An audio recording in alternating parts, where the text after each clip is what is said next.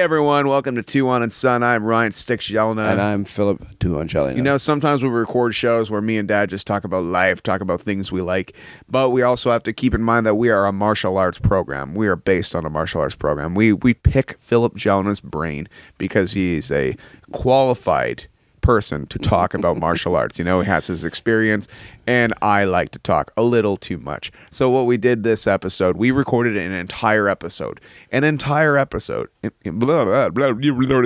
to talk, and I'm not very good at it. There's a lot of things I like doing that I'm not very good at. Ask my girlfriend. Anyway, so what we did was we recorded an entire episode. We put it down. We're like, did we talk about martial arts enough? Did we give the people what they wanted? Probably not. So we turned back on the recorder and we decided to talk about a subject that I find very important. If monsters knew martial arts, what would they be? Now we're going to start that off right now, and if you want to hear the regular scheduled programming that we originally did, which I think is great, but I don't do martial arts. So anyway, without further ado, let's start off this episode right now. If Dracula wanted to learn a martial art, which one do you think he would want to? Because I would think he'd want to learn knife fighting so he could reverse all the stakes flying at his heart. I guess, yeah, that would work. You know, Cali Dracula, and maybe he could use the karambit. The karambit is that curved knife, and it would look like some of his fangs. Yeah. Yeah, I guess that would be probably it. But yeah, there would be a lot of that stuff, and maybe jiu-jitsu so that he could get really close and personal, so he could do choke. Oh, chokes! Yeah, he could bite people in way more interesting ways. Yeah. Okay, what do you think about the Wolfman? Because I'm thinking capoeira.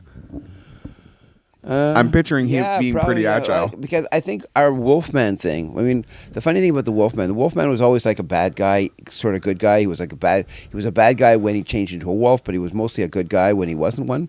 And I'm kind of thinking that's probably the origin of things like Wolverine, where he kind of turned into Wolfman without being a bad guy at all, and just killed people instead with his claws. So you think like the Wolfman needs some adamantium claws?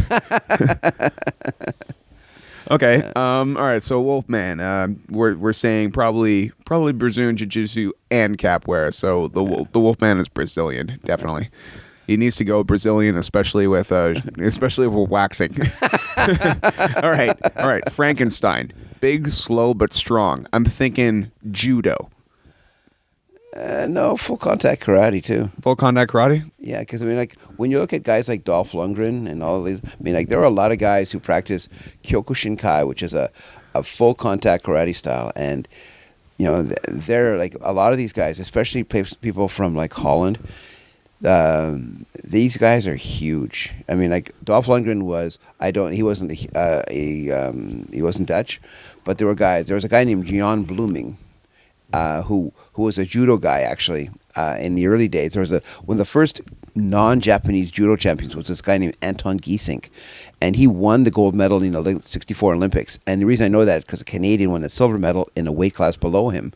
Anyway, he had a guy, not apprentice, but there was a protege in Holland, a guy named Jan Bloeming, and he left judo because of the politics, but he went and he started Kyokushinkai, which is like, Kyokushin means spirit way karate, and it was founded by a guy named Mototatsu Oyama in Japan. And these guys, they wouldn't punch each other in the head, but they would allow each other to kick. They would punch each other's bodies, and they would do full contact, and they actually had a way of getting to become a shihan, a master. You had to do something called ken kumite. Ken is the Japanese word for 100, and so you had to have 100 fights, and I think you had to win all of them. I don't know. I mean, like I know a little bit about the history, but I don't know everything about it. But I would think that Frankenstein would do great at that stuff. Awesome. Okay. Or Frankenstein's monster, because Frankenstein was just the guy who created him, right? Yeah, but whatever. It's just easier. Everybody says call him Frankenstein. I know that there's some martial arts out there that kind of involve not ropes, but kind of string and scarves, just fancier kind of stuff that you see like in a Crouching Tiger, Hidden Dragon type movie. Mm-hmm. I'm kind of picturing that might be like more up the mummy's alley.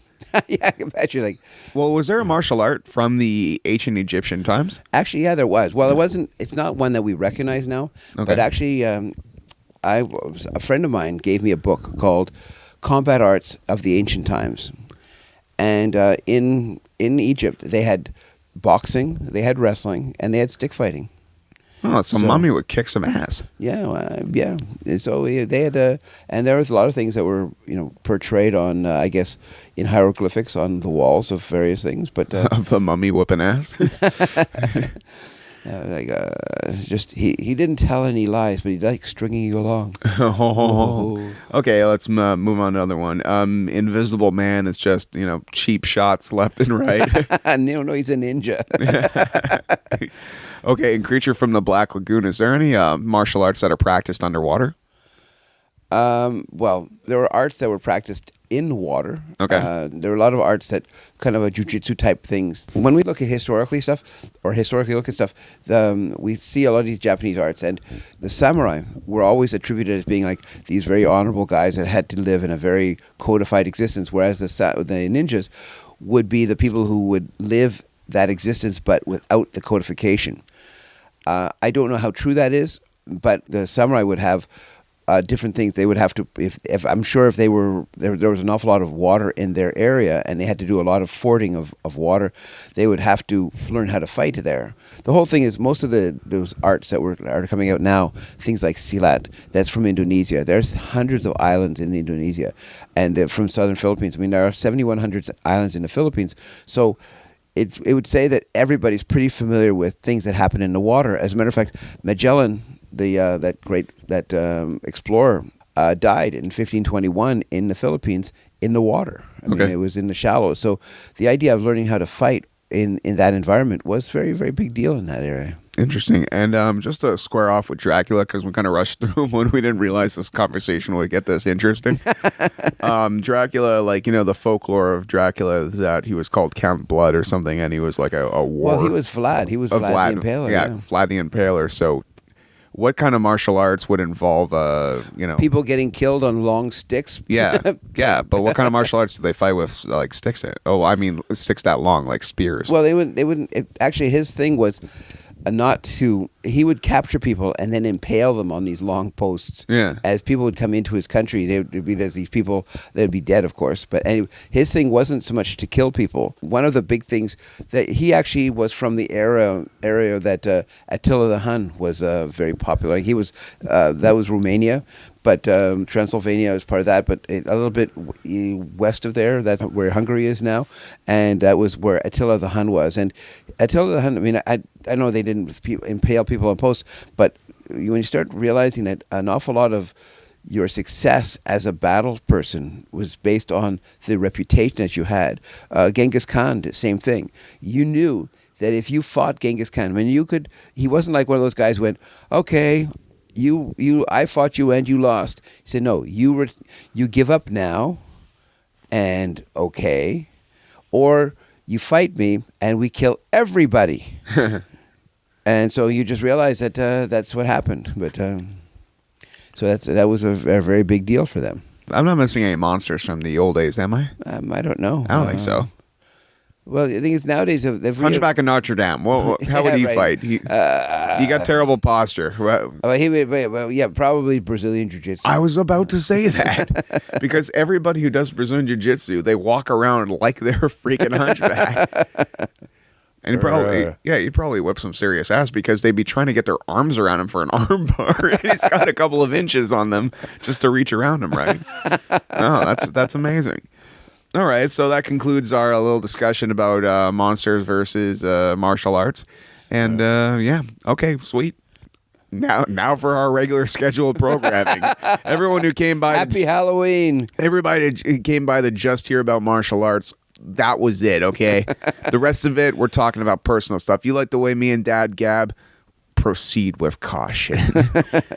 Well, proceed with smiles. I like the episode. Right. Yeah.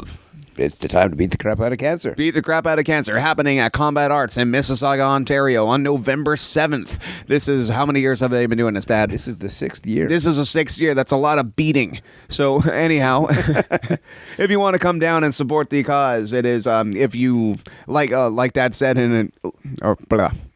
God. Okay, don't get confused. It's not beat the crap out of Scorpio, even though it's beat the crap out of cancer, even though it's beat cancer. The crap out of Aries, beat the crap anyhow, yes, so come on down. It's the 6th year, and if you're a different type of stick fighter, if you want to use a hard stick, soft stick, it all depends on you, the fighters, but come down, support the cause, fight for fun, for good. Thank you very much. Come down to beat the crap out of cancer, happening on November 7th in Mississauga, Ontario, in the Greater Toronto area. It's going to be a fun weekend, and after a good day of Combat Arts, don't forget. At Combat Arts. So after a good day of beating each other up, we're all going to go out and have a good time. So come down to beat the crap out of cancer in Mississauga, Ontario. I just realized that the best form of brainwashing is repetition. Beat the crap out of cancer. Beat the crap out of cancer. Beat the crap out of cancer. Yeah. Nice. Hey, everyone. Welcome to Tuhon and Son. I am Ryan Stick Gelinas. And I am Tuhon Philip Gelinas. He's the man with the skills, and I'm the man with the... other skills. Yeah, with the microphone. The microphone skills. Yeah. Yo, yeah. This is the voice, our house. Yeah. Our house in the middle of our street. We're in the basement right now because it is early. We decided to start off the show early. Usually we do it at nighttime when Dad's kind of like, I just want to sleep. But now we're like the rooster. I'm like, hey, Dad, let's do a show. Dad. So anyway, Dad, this week, in a couple of days, it is Halloween. It's Halloween, yeah. Now, I recall, you dressing up as things in my youth. Like, the funniest thing about Halloween and like when you're a kid and the magicalness of Halloween. Yeah, magicalness. I'm making up words right now. Is the free candy thing was a huge factor as a child, and the getting drunk and spandex thing is a huge thing as an adult. So basically, I recall, and this is kind of funny. Like I recall one year, Mom kind of went as Vicky Vale or something, and you went as the Joker. And in my imagination, you guys had the greatest costumes of all time. And then I saw a picture of it. I'm like, Hey, we thought the same thing you did. Not that it was great, but more like What was your favorite childhood Halloween costume? What's that costume that stuck out in your mind?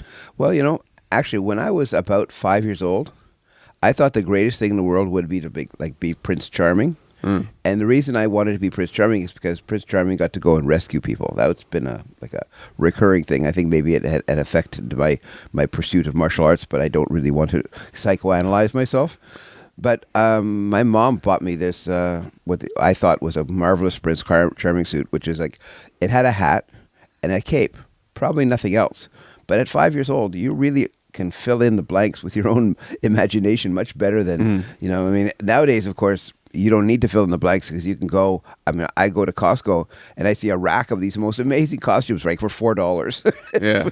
and it's like, in fact, one time, your mother and I went to Russia a couple of years ago, and as one of our hosts had a 9 or 10-year-old child, and we brought the biggest Iron Man, because he was an Iron Man fan, and we brought this big Iron Man suit that had muscles and almost a full head of mask. Yeah, it wasn't quite spandex, but it was a stretchy costume and a mask, and for $11, $12, it was like, you can't believe this. So there's no way for $12 you could have got anything like that. But keep in mind that in Russia, had they ordered that from Amazon.com, that thing would have cost like $70. Well, yeah, but I'm not saying that. I'm not saying that. I'm just saying that it's amazing that this costume existed at all. Yeah, absolutely. I recall in the 90s, like there's a picture of me going as quote unquote the Incredible Hulk, which was my Incredible Hulk sweatsuit with a picture of the Hulk on it, saying Hulk, with a green face. Yeah. And there's well-known costumes in the 70s that were pretty much like smocks with, like, if you wanted to go as Indiana Jones, there was a picture of Indiana Jones on your smock, and you had the crappiest plastic mask of all time. And it's just incredible how far it has come, because I think everybody who grew up wishing and dreaming that these costumes would exist grew up in a position where they could create these costumes. It's kind of like you used to make me these like homemade stuffed animals of like Mario, Sonic the Hedgehog, and all this Nintendo merchandise that at the point did not exist. But then somebody with, I suppose great minds think alike. Now you can't go anywhere without seeing these professional made merchandise and plush toys. It's a great time. And then naturally, I become the crotchety old man where I'm like, you guys don't understand what it's like when I was young. Well, it's funny. We had to make our Sonic toys. Yeah, well, along with the stuff I made for you, Serena wants to go as a fairy princess. Yeah. And Serena, being your sister, at the job I had, I was able to take some wire coat hangers and blend them together, and I made her a pair of wings. Yeah, I recall those wings, and she had them for quite a while. Yeah, she liked them. I think there was no cosplay, but early versions of that. When I started wearing them, everyone got nervous. But I don't think I did. Would you be willing to make me some wings now? Yeah, Ryan is the fly. Dad. This is how this is how jaded I've become when it comes to like imaginations, and homemade stuff. Because once I discovered the internet and the amazing costumes they make at like a place called Heroes Time, that's HEROSTIME, in China.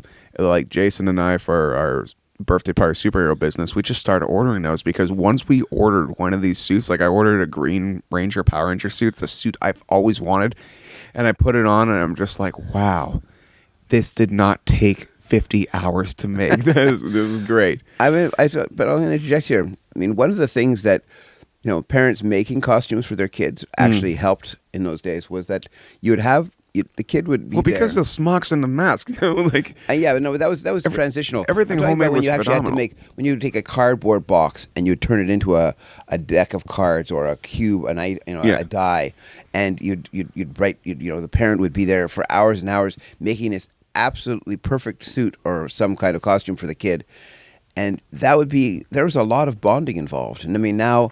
When you look at how much time it would take you, like for example, one of those suits are anywhere from $50 to $80. Yeah. And the only real problem is, do you put a crotch with a zipper or not? Yeah. Oh, the crotch zipper. Yeah. Funny thing, I have this Batman costume that I use for the business, but first year I got it, and Jody, I don't know if you listen to the show, but if you do, just a big thanks to my friend Jody Sims. Two of my costumes I have that are two of my favorites. One of them is Magneto, the enemy of the X-Men. The other one is about Adam West Batman. And at her insistence, like she found these costumes and she's like, hey, all three of us could go as like Scarlet Witch, Quicksilver, and Magneto, and Batman, Robin, and Batgirl. So thanks, Jody. You helped start off that train, definitely. But the first time I was in the Adam West costume, I was at a party and I broke the seal, I unzipped my back when I took a piss. And 5 minutes later, I was like, oh no. So I take off the mask, unzip my back, get someone to unzip my back, walking around the party being like, can someone unzip my back? Taking a piss and just Backman. And just being like, and after I would pee, I would kind of wait there for an extra 45 seconds just to see if Jason would return from the grave, Yeah, so I really recall like in the next day being like, Dad, I need a crotch hole, and you being the master of improvisational sewing, sewed me a crotch zipper, and it looks so much like a vagina. It's funny. Was there ever a time that you and your brothers all were like, hey, let's all go as this thing? No, we never had that kind of. It was, you were talking about the candy before. Yeah, it was all about the candy. Okay. Was it every man for himself, or did you guys have a plan? Every man for himself, because I'm like. Whoever you go with, I mean, whether or not you're there with your parents or with some friends or with neighbors or whatever, you're always thinking about how can I go to the newest place. Depending on your age, you want to start at a certain time when it's dark, because if you do it when it's light, it's kind of like you're the little kids. And then when you do it when it's darker, but the years where it was raining, you had to justify, well, okay, you'd have in those days, we didn't have like special bags. We would have our pillowcase. Pillowcase. A tradition you gave to me and Serena, so when everyone was walking around with their stupid plastic crappy bags, Me and sis were lugging around 20 pounds of gold. Yeah, well, but anyway, it was a matter of how. And the thing is, you did most of your, you did all of your stuff in Montreal. We'd moved into Montreal. I lived out in Hudson, as you know. Yeah. Until about 1969. So I was like 16 or 17 when I moved in. So by that time, going out for Halloween was a less of a thing. But so I would be there, and there was not a house right next to each other like in Montreal. There was houses sort of here. So we would go perhaps a mile in each direction, running like crazy between houses. And of course, the fact that nobody died getting hit by, because kids are pretty stupid. They're kind of like a lot of cyclists and pedestrians now. They like dress in black and go, I have white eyes. They can see me. Meanwhile, you've got your rain coming down, and you have no idea. You can't see a damn thing. Yeah. So, I mean, only the fact that there are so many strange-looking shadows on the road makes you stop and slow down and stuff. Well, yeah, like in that. Hudson, there's a lot of walking that you would have to have done on the main Well, we road. actually were in the Como part of Hudson, which is like how on earth, like, how many houses could you actually hit in Hudson? Well, probably not as many as we thought. Yeah, I mean, when we moved in, I probably thought you're looking at a 2 to 3 minute walk per house, if not more. Yeah, there we go. Well, yeah. So that was we definitely had to start early and go long. Yeah. So there would be like tromp, and of course there were a lot of people who had their parents. But in those days, it was kind of funny because people have this idea, like your mother didn't let you out of her sight any time that you were out there. Probably even to this day, she's walking behind you as a shadow, tree to tree. But really, as you Speaking of Halloween and horror, but in those days, my mother was happy just that, hey, have a good time, see you soon. I was going to ask you that, Dad, because Halloween, the older kids sometimes are kind of mean. Was there ever reasons to be actually afraid on Halloween, creepy guys in mustaches and vans being like, "Hey, kid, want to go for a ride?" No, I never ran into that kind of stuff. But on Halloween, I think there was a sense of community. I mean, I'm sure that had there been more people involved in that kind of side of things, there might have been more. To say that there was never anything like that would have been somewhat naive. Mm-hmm. But I don't remember or recall anything ever happening like that. Okay, well, good. Because the only Halloween trouble I've ever had is literally in this house, and it was the same day. My friend Jody Sims, once again, shout out to Jody Sims. She carved me and Jason, essentially we have these 2 pumpkin tattoos. All 4 of our friends, best friends. We have more best friends than that, but these are the best friends willing to commit to this. We all have pumpkin tattoos because we're all really individual people. We wanted an idea that, hey, we're all linked together, but at the same time, we're not a bunch of sheep. We can't all agree on one specific thing because, I don't consider any of us a follower. So we all have pumpkins, but it was up to us. And you all decided that together. Yeah. No, but we all love Halloween, but the pumpkins are going to be different shapes, different sizes, and different things carved on them. So I have the Legend of Zelda because I want a Zelda tattoo anyway. I have a lifelong love of that video game franchise. And Jason created his own character. Dave wanted Spawn. Marco wanted Peter Steele, the late great singer of Typo Negative. And we have all these tattoos. I can't remember why I brought this up, to be honest with you. Because it was Halloween, or it's a Halloween themed show. Well, just a little bit as you're thinking, I'm thinking about. Your mother found a photograph online and posted to her timeline on Facebook, and it was a pumpkin carved in the shape of Donald Trump, and so it was named a Trumpkin, and I thought that was a very good pun. Okay, I remember now. So Jody carved our tattoos into pumpkins. So you had Jason's character he created in the pumpkin, and you had the Triforce in my pumpkin, and they're beautiful and awesome. So Melissa, my lovely girlfriend, comes over and she's like, "Oh, Halloween time." Takes the pumpkins and puts them outside. And I'm like, "Mel, where's my pumpkin?" She's like, "Oh, I put it outside." I'm like, "No." And I go outside, and sure enough, it's been kicked in. And it's like, oh. There's one year I actually used a martial arts uniform I had as a Halloween suit because we literally were invited to a Halloween thing probably 6 o'clock the evening of. Okay. And not being intelligent enough to actually want to stay home, we decided to go out. And so I quickly grabbed something. One of the things that living out in Hudson did, we lived right across the street from my grandmother's house, or my late grandmother's house because she passed away in the Oh, 60s. it's a really cool house. Yeah. Anyway, but they had a room upstairs, which is no longer like that, but it was called the dress-up room because it was basically where all this stuff from years and years and years was put. And it was just basically, they had a house that was so big and ranging. They had all these bedrooms, but they also had above the kitchen 2 rooms that would have been designated as the service quarters at one time.